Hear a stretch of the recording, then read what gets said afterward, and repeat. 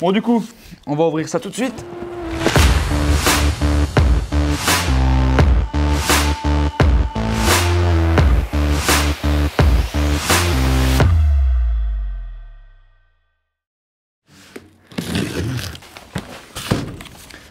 Premier produit, poste à souder,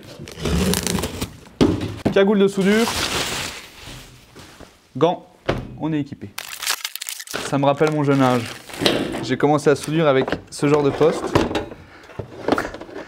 J'avoue que je suis un peu nostalgique. Super boîte de rangement. Au niveau protection choc, je pense qu'on est top. Bon, la notice... Pourquoi tu t'es pas envolé?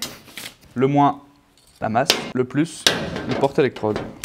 En plus de ça, on a une petite sangle, donc qui elle est, je suppose, dédiée au transport du poste.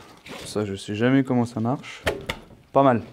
Du coup, là, on a un beau petit poste pour de la soudure, donc MMA, métal manuel arc. Tout simplement de la soudure à la baguette, pour les intimes. La cagoule. Bon, la notice, toujours pareil.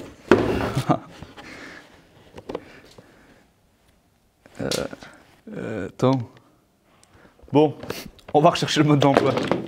Bon, du coup, la cagoule, très stylée, noir brillant. On retrouve à l'intérieur donc les réglages de sensibilité et les réglages de luminosité au moment de la soudure.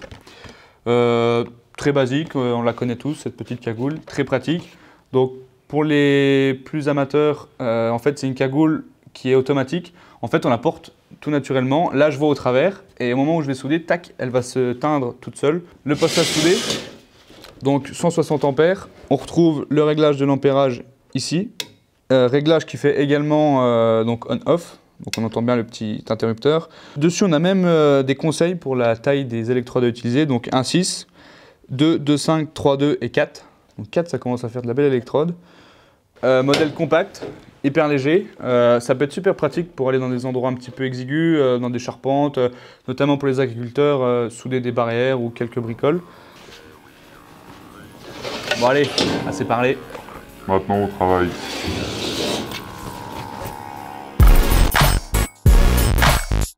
On va donc tester immédiatement ce petit poste. J'ai trouvé 2 bouts de ferraille qui traînent dans l'atelier.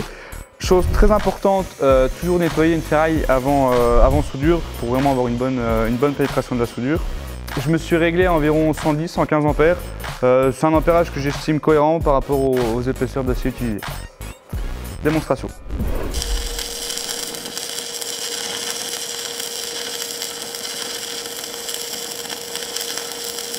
Donc voilà, j'ai testé tout mon petit équipement de soudure, le poste, les gants, la cagoule. Moi personnellement, les gants je les trouve plutôt sympas, on a une bonne prise en main avec. Au niveau protection de chaleur, je pense qu'on est pas mal. Là c'est pas la grosse soudure, mais quand on voit la matière et même le ressenti avec cette soudure là, on ressent vraiment qu'une chaleur. Et surtout, ce qui est très important, c'est d'avoir une bonne maniabilité, de pouvoir bien se servir de ses mains. Pour ce qui est de la cagoule, pareil, agréablement surpris, une très bonne visibilité avant et après teinte. Donc ce qui permet de pouvoir travailler dans de très bonnes conditions.